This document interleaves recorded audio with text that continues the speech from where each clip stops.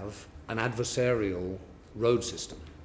If you're a cyclist, you often feel cut up or endangered by drivers, and if you're a driver, you often feel cut up and endangered by cyclists. And until we address the structural problem in the road system, you're going to continue to have that antagonism. And we should be absolutely clear, the anxiety in this is not just confined to cyclists. There's also huge anxiety around this issue amongst drivers. And so I don't think it's about sort of gangs or groups or lobbies. I think the problem lies in the road system. There appears to be two distinct groups of, if you like, solutions. One group is seeking to change human nature, or driver behaviour, or cyclist behaviour, or pedestrian behaviour, in the hope that somehow they can appeal to our better angels and we will all learn to respect one another.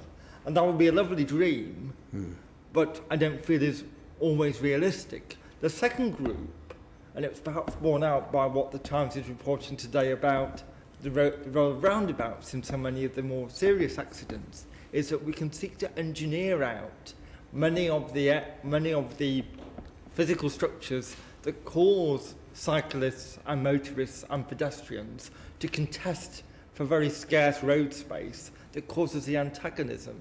Is it time that we stopped trying to shift human nature and started trying to be more imaginative in how we actually design our roads and indeed redesign our roads? Is that where public policy should focus? I entirely see Mr. Maynard's point. I mean, I'm a fan of the old Yogi Bear review that if you see a fork in the road, take it. I think that you want to make sure that you deal with some of the behavioural issues around training, around lorries and junctions. But I think the big opportunity and the really important thing for not just London, Manchester, Leeds, Birmingham, is we start thinking about really investing in separate cycleways, separate cycle lanes, the kind of systems that you see in Amsterdam, in Copenhagen, in Berlin.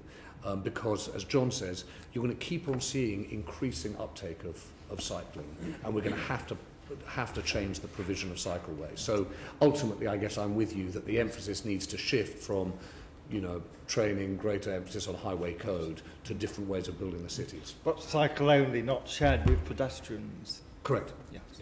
They feel passionately about cycling. They feel it is an enormous part of their identity, and they don't feel cared for or catered to. And rather than so many other areas of life where people are turning their backs on politicians, this is one of those areas where actually people are looking to politics and politicians to find an answer.